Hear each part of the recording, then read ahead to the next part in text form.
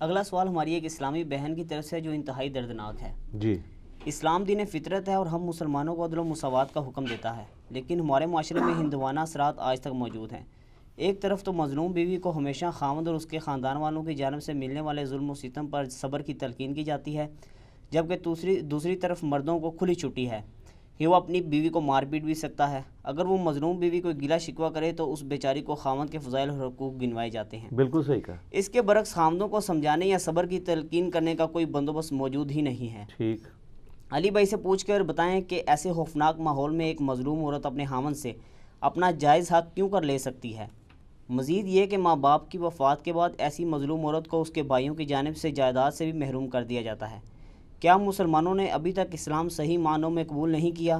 Please تفصیلی جواب عنایت فرمائیں. بالکل جی، انہوں نے صرف کلمہ پڑھا ہے. وہ مولانا مودودی رحمہ اللہ تعالیٰ کہا کرتے تھے انڈیا پاکستان بنگلہ دیش کے لوگوں نے اسلام قبول نہیں کیا، اسلام نے ان بیچاروں کو قبول کر لیا ہوا ہے کہ مسلمان ہیں. اگر انہوں نے اسلام قبول کیا ہوتا تو اللہ اور اس کے رسول کو بھی مان رہے ہوتے اور اللہ اور اس کے رسول کی بھی مان رہے ہوتے عز و جل و صلی اللہ علیہ وسلم. پھر ان کو پتہ ہوتا کہ ہیومن ڈگنیٹی کس چیز کا نام ہے. اور میں بالکل وثوق سے کہتا ہوں کہ ہمارے سب کانٹیننٹ کے معاشرے میں عورت مظلوم ہے، بہت مظلوم ہے. یہ بالکل ٹھیک انہوں نے کہا ہے کہ عورتوں کو تو فضائل سنائے جاتے ہیں کہ جناب خاوند کا یہ حق، خاوند کا یہ حق، اور خاوند مارتا رہے. اس کو کوئی نہیں سمجھاتا کہ یار تجھے بھی تیری بیوی کے بارے میں پوچھا جائے گا. As far as human dignity is concerned, مرد و عورت اسلام میں برابر ہے. ہیومن ڈگنیٹی میں، انسانیت کی جو عظمت ہے، اس میں مرد و عورت میں کوئی فرق نہیں ہے. اور اللہ تعالیٰ نے اس چیز کو قرآن حکیم میں بڑا کیٹاگوریکل مینشن کیا ہے. اس مرد و عورت کے فرق کے ساتھ یہ جو آپ کے وہ نکاح کے خطبے میں بھی آیت پڑھی جاتی ہے، سورہ النساء کی پہلی آیت ہے. سورہ النساء کتنی بڑی سورت اور ساری عورتوں کے حقوق کے اوپر. اعوذ باللہ من الشیطان الرجیم، بسم اللہ الرحمن الرحیم. یا ایہا الناس، اے لوگو، اتقوا ربکم الذی خلقکم من نفس واحدہ، اس رب کا تقوی اختیار کرو، اس سے ڈر جاؤ جس نے تمہیں ایک جان سے پیدا کیا تھا.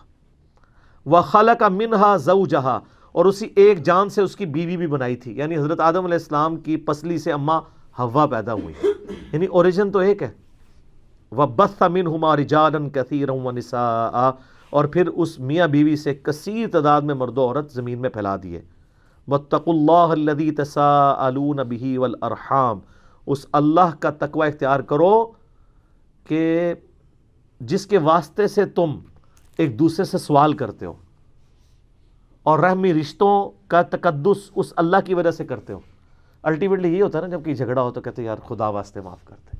تو اللہ فرما رہا ہے جس اللہ کا نام لے کے اپنے مسئلوں کو الٹیمیٹلی سالو کرواتے ہو نا، اس سے ڈرو بھی.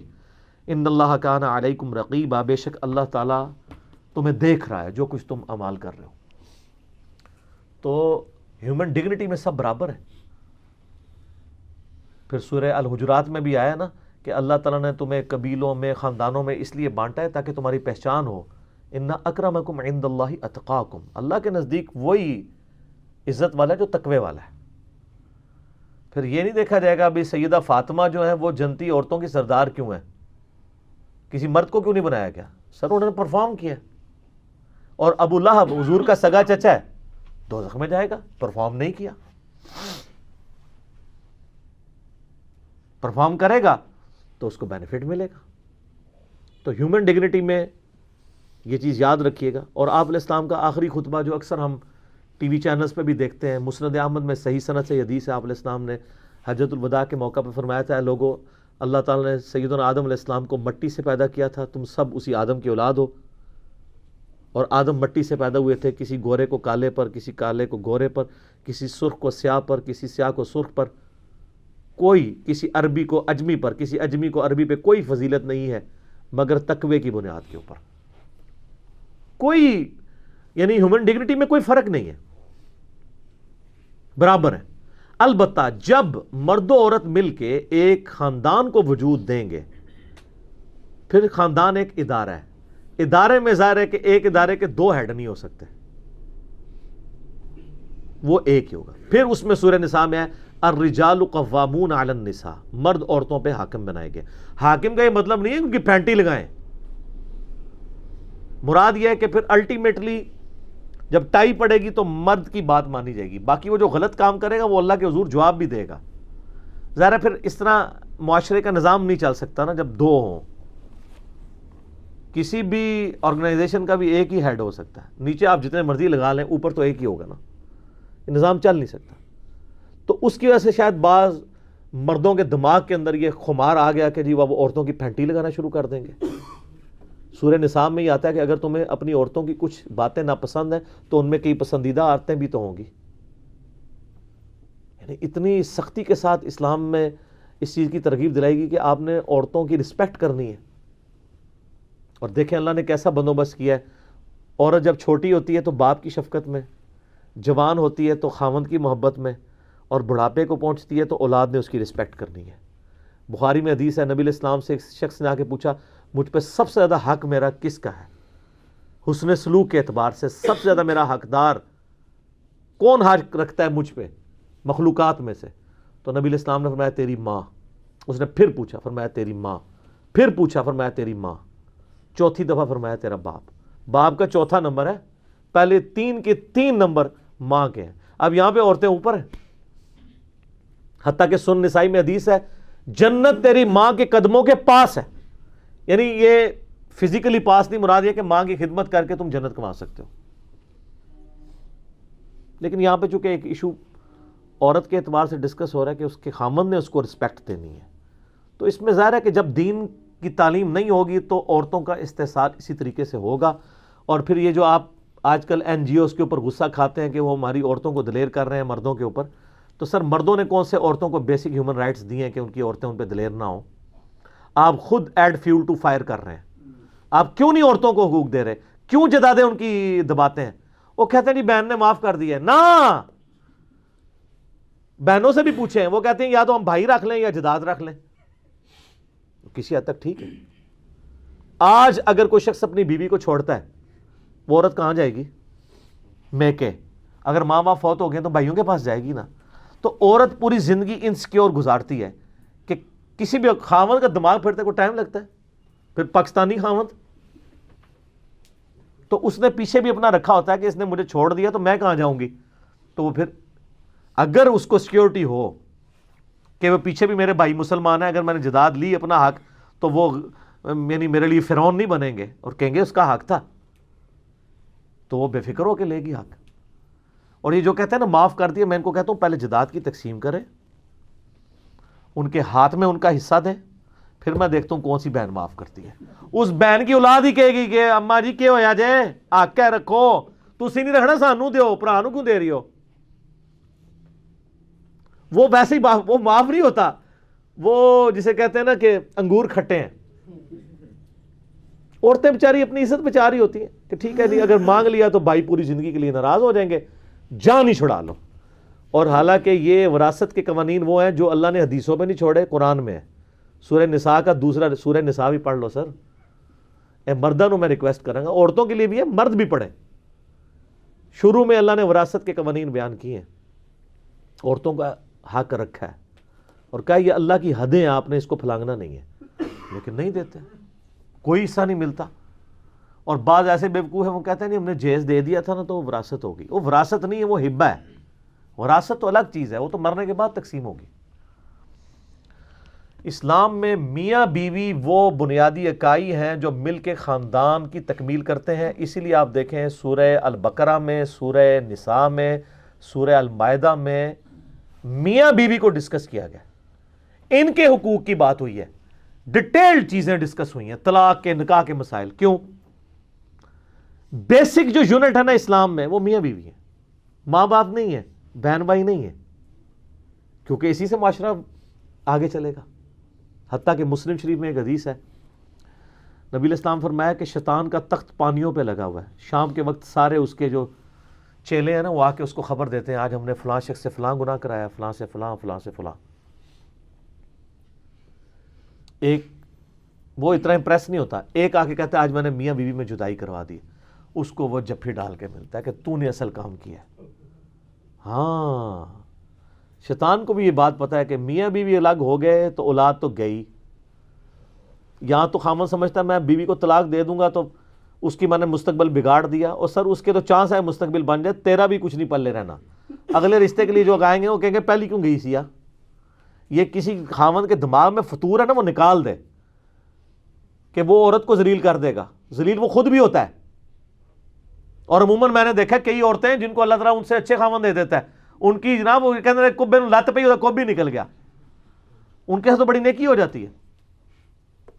تو یہ شیطان نے تخت لگایا ہوا پانیوں کے اوپر, اور وہاں یہ فیڈ بیک لے رہا ہوتا ہے, جس کے بارے میں نے کہا ہو سکتا ہے برمودا ٹرائنگل پہ ہی وہ تخت لگا ہوا ہو شیطان کا, عین ممکن ہے. تو نبی علیہ السلام نے میاں بیوی کے تعلق کے اعتبار سے بہت اسٹرکٹلی, بخاری مسلم میں ایک حدیث ہے, آپ علیہ السلام فرمایا عورت جو ہے نا وہ مرد کی ٹیڑھی پسلی سے پیدا ہوئی ہوئی ہے, اس کو سیدھا کرنے کی کوشش نہ کرو, اس سے نفع اٹھاؤ, کمپرومائز کرو. اگر سیدھا کرو گے تو توڑ بیٹھو گے, اور اس کو توڑنا اصل میں اس کو طلاق دینا ہے, کہیں توڑنا بیٹھنا. صحیح مسلم میں حدیث ہے, نبی علیہ السلام فرمایا کسی مرد کے لیے جائز نہیں ہے کہ وہ اپنی بیوی سے بغض رکھے. اللہ سے ڈرو. یہاں بغض رکھ لیتے ہیں نا, اگر تم اس میں الفاظ ہیں, اگر تمہیں اس کی کچھ عادتیں ناپسند ہیں تو دیکھو اس میں کئی خوبیاں بھی تو موجود ہوں گی, ان کو یاد کر لو. جہاں پہ وہ کہتے ہیں نہیں. پھر بخاری مسلم میں حدیث ہے, آپ نے فرمایا کیسے ہو مرد تم لوگ کہ صبح کے وقت اپنی بیوی کو مارتے ہو اور پھر رات کو اسی بیوی کو اپنے پاس بلاتے ہو ازدواجی تعلق کے لیے. ایسے کتنی ٹیکنیکل بات کی ہے. تو وہ آ بھی جائے گی تو کس موڈ کے ساتھ آ رہی ہوگی.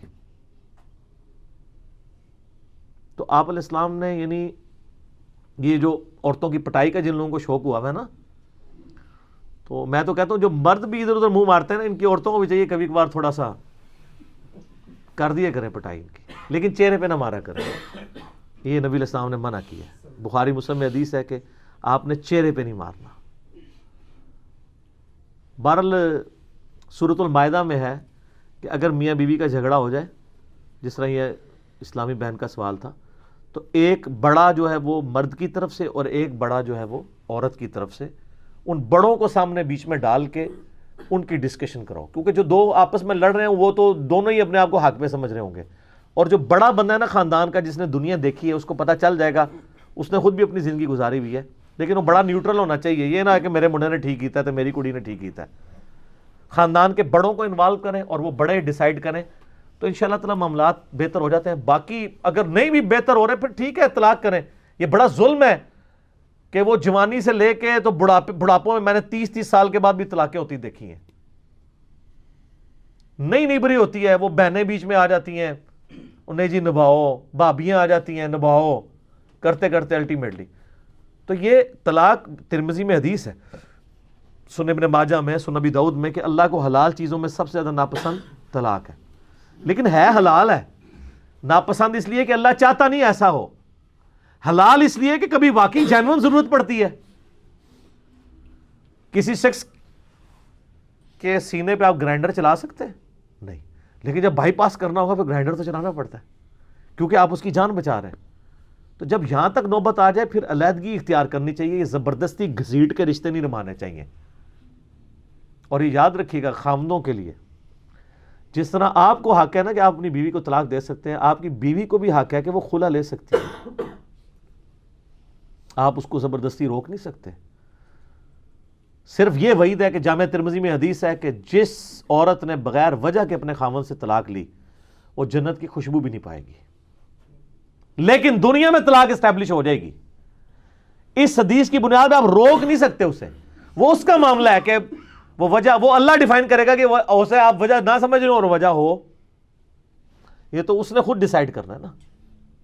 تو جس طرح آپ کو یہ حق حاصل ہے نا, اور یہ جو بدماش قسم کے مرد نہیں طلاقیں دیتے ہیں, یعنی طلاق تو ہونی نہیں چاہیے, خلا ہی لے لیں, تو اس کا فائدہ یہ ہے کہ وہ مسند امام شافعی میں حدیث ہے کہ اگر عورت خلا لے گی نا تو وہ دوبارہ اس مرد سے دوبارہ شادی کر سکتی ہے, لیکن اگر 3 طلاق ہوگی پھر نہیں کر سکتی. تو اگر کوئی عورت اس طرح کی ہو تو تنگ کر رہی ہے اور وہ جانا چاہتی ہے تو طلاق نہ دیں, اگر دینی ہے تو ایک دیں, ایک کے بعد 3 مہینے کے بعد ویسے ہی نکاح ٹوٹ جائے گا, ختم ہو جائے گا, وہ کسی اور جگہ بھی شادی کر سکتی ہے.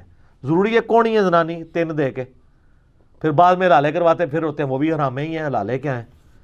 سنن ابن ماجہ میں حدیث ہے حلالہ کرنے والے اور کروانے والے پہ اللہ کی لعنت، تو وہ تو اسٹیبلش ہی نہیں ہوگا. تو اگر ایسی صورتحال بن جاتی ہے تو عورت بھی طلاق لے سکتی ہے. باقی یہ ہے کہ دنیا میں آئیڈیل تو آپ کو نہ خاوند ملے گا نہ بیوی. یہ جتنے لفنڈر قسم کے نوجوان ہیں نا، ان سے پوچھیں بیوی کیسی ہونی چاہیے، کہتے ہیں نیک، شریف، پردہ دار.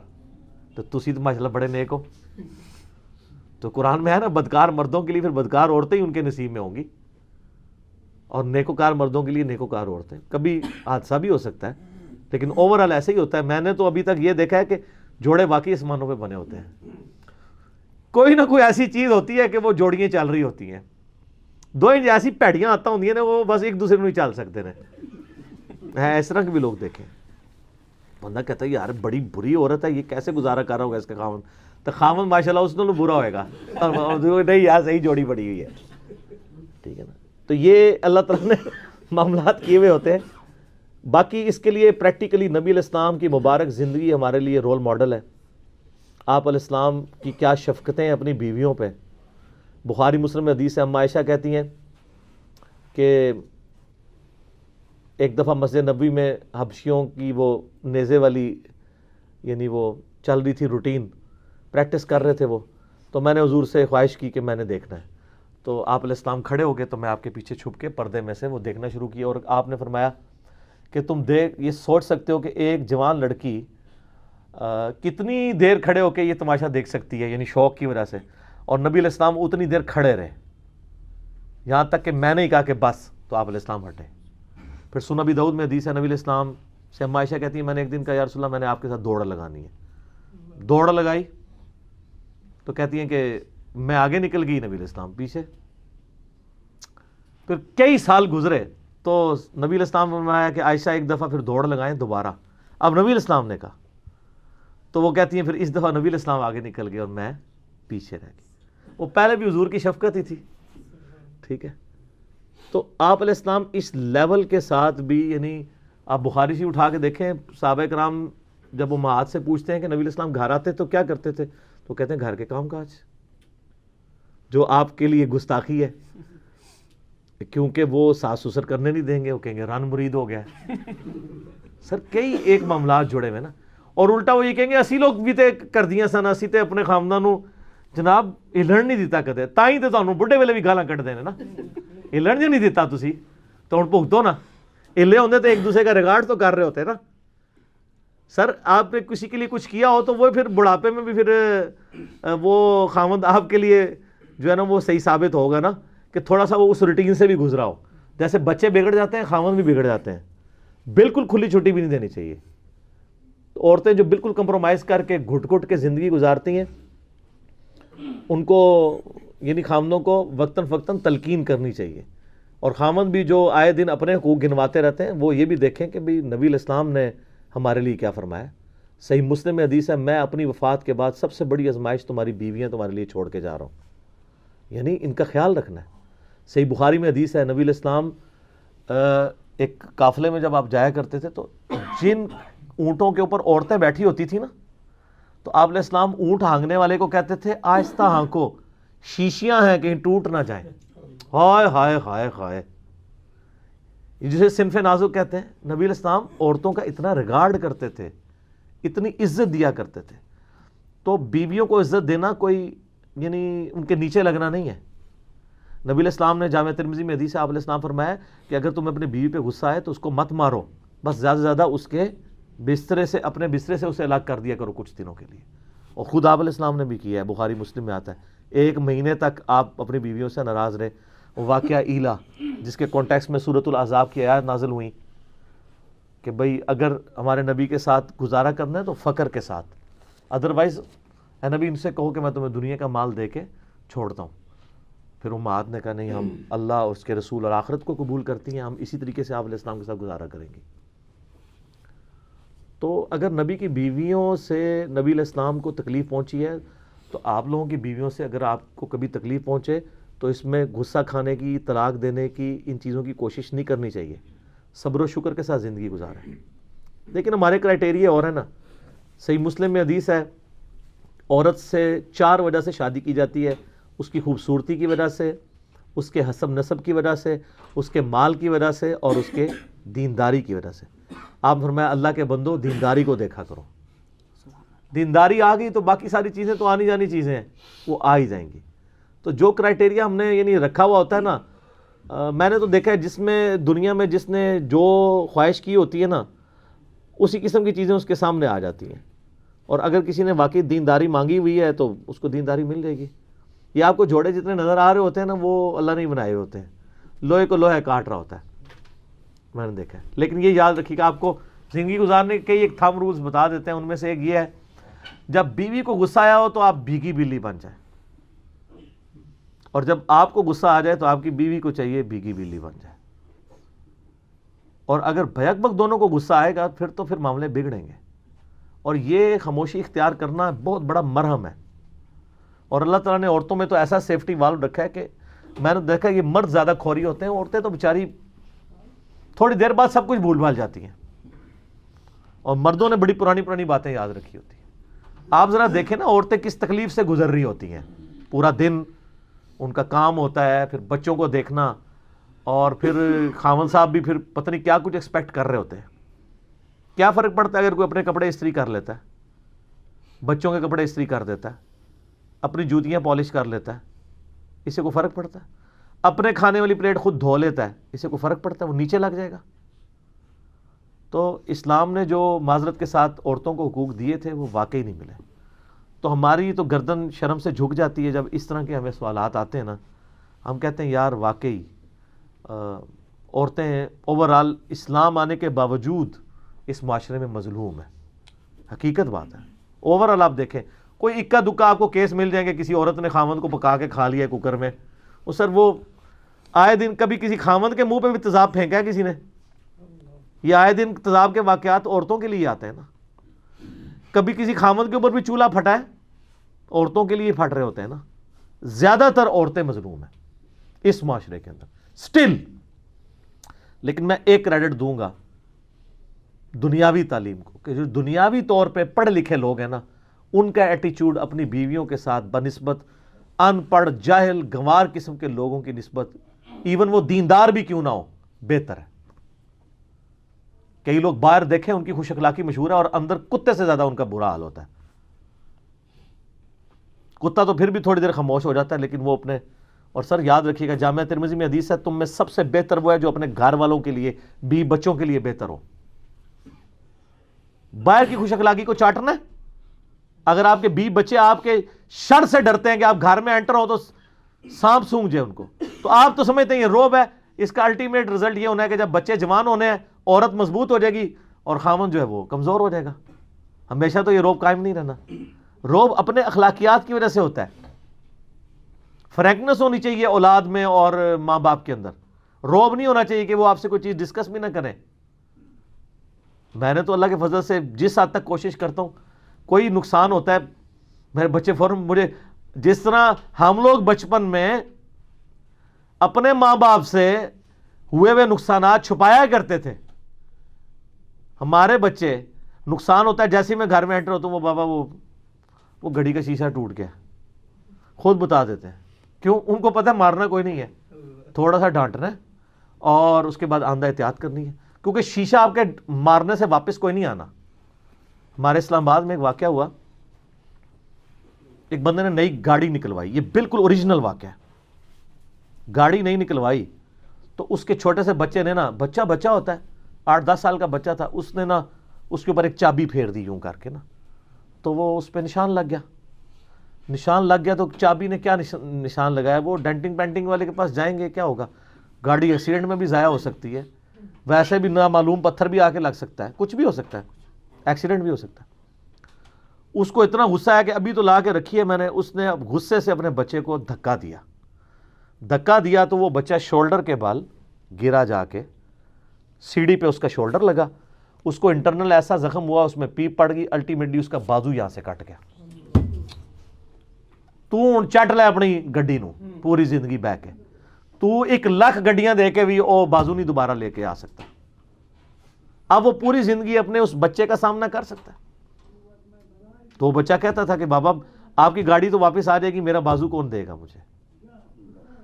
سر اچھا یہ 80-20 ایک رول بھی ہے، آپ کو پتا ہے گوروں نے بنایا کہ 80% مصیبتیں آپ خود لے کے آتے ہیں، شریعت کی طرف سے صرف 20 آتی ہیں، اللہ کی طرف سے 20 آتی ہیں.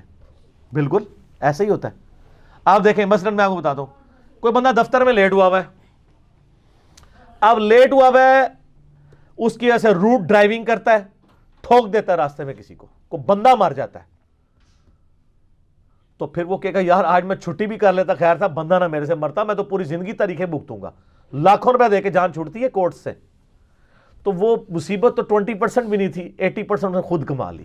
جس طرح اس بندے نے بھی، وہ ڈینٹنگ پینٹنگ والے نے 2000-3000 لے لینا تھا، یہ شولڈر تو کروڑوں اربوں روپے کا بھی نہیں لگ سکتا، تو بازو ہی کٹ گئی. تو ہمیشہ یہ جب بھی کوئی اس طرح کا مسئلہ آئے، میں نے اپنی زندگی میں فوراً یاد کرتا ہوں، کوئی مسئلہ مس ہینڈل ہو جائے نا، اس وقت خاموشی اختیار کر لیں، کیونکہ اس کے بعد جو مس ہینڈلنگ ہونی ہے نا وہ 80% ہونی ہے، اور آپ نے کہنا ہے کاش یار یہ میں بعد والا کام نہ کرتا، پہلے کی تو ریمیڈی ہو ہی جانی تھی، اب میں کیا کر بیٹھا ہوں. افراتفری مچا دیتے ہیں لوگ، وہ کیا ہو گیا.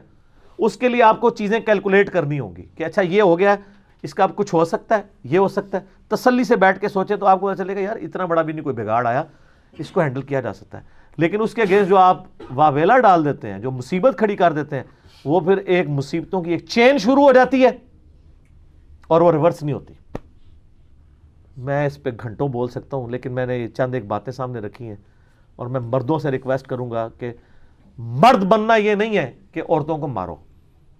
آدم کے بچے بنو، آدمیت لے کے آؤ، اپنے اندر انسانیت لے کر آؤ، بیویوں کی عزت کرو. اور آخر میں ایک میں آپ کو حدیث بتاتا ہوں، صحیح مسلم میں حدیث ہے، نبی علیہ السلام نے فرمایا یہ دنیا برتنے کی جگہ ہے اور سب سے بہترین متاع نیک بیوی ہے. یعنی اس کائنات میں سب سے بڑی دولت دنیا کی زندگی گزارنے کے لیے انسان کے لیے نیک بیوی ہے. تو اب یہ نہ ہو کہ آپ خود تو بدکار ہیں اور آپ سمجھتے ہیں کہ میری بیوی مجھ سے زیادہ نیک ہو. جس طرح کے آپ ہیں اسی قسم کی آپ کو بیوی ملی ہیں، اللہ کا شکر ادا کریں، زیادہ تر کو بہتر ملی. یہ زیادہ جو یہ دماغ خراب ہے نا مردوں کے، میں نے دیکھا ہے. عورتیں بہت کم برائی میں انوالو ہوتی ہیں. عورتیں تو عموماً ان کی جو تربیت ہوئی بھی ہوتی ہے نا، وہ بیچاری شادی کے بعد خاوند کو ہی سب کچھ سمجھ رہی ہوتی ہیں. یہ کوئی 2-4 کیسز جو میڈیا میں رپورٹ ہوتے ہیں، یہ کروڑوں میں سے 2-3 ہیں. یہ پورے معاشرے کی عکاسی نہیں کرتے، لیکن مردوں میں اکثریت ہیں جو اس طرح کے برے کاموں میں انوالو ہوتے ہیں. تو وہ جب انوالو ہوتے ہیں پھر ان کی بیویاں بھی اگر ہو جائیں تو ان کو غصہ کھانے کی ضرورت نہیں ہے، وہ خود بھی تو یہی کچھ کر رہے ہوتے ہیں. تو اللہ کا شکر ادا کریں، اور جو گیون حقوق ہیں نا بیویوں کے وہ ان کو دیں. اللہ سے ڈریں، اللہ کے حضور آپ نے پیش ہونا ہے، اور بچت کوئی نہیں ہونی ہے. لیکن دوسری طرف اگر آپ نے بیوی بچوں کا خیال رکھا تو مسلم شریف میں حدیث ہے کہ سبحان اللہ بھی صدقہ ہے، الحمدللہ کہنا بھی صدقہ ہے، لا الہ الا اللہ بھی صدقہ ہے، اللہ اکبر بھی صدقہ ہے. انسان کا راستے سے تکلیف دہ چیز دور کرنا بھی صدقہ ہے. انسان کا اپنے بیوی بچوں کے منہ میں نوالا ڈالنا بھی اللہ کے حضور نیکی اور صدقہ ہے. حتیٰ کہ تمہارا اپنی بیویوں کے ساتھ ازدواجی تعلق قائم کرنا بھی صدقہ ہے، اس میں بھی تمہیں ثواب ملے گا. صحابہ نے کہا باقی ساری چیزیں تو سمجھ آتی ہیں، یہ جو ازدواجی تعلق ہے اس پہ بھی آپ نے فرمایا اگر یہی تعلق تم کسی ایسی عورت سے پورا کرو جو تمہارے لیے حلال نہیں ہے تو کیا تمہیں گناہ ملے گا؟ کہا یا رسول اللہ ملے گا. تو فرمایا اس پہ تمہیں پھر ثواب بھی ملے گا. سبحان اللہ. یہ ہے اسلام کا کانسیپٹ نیکی کا. ٹھیک ہو گیا.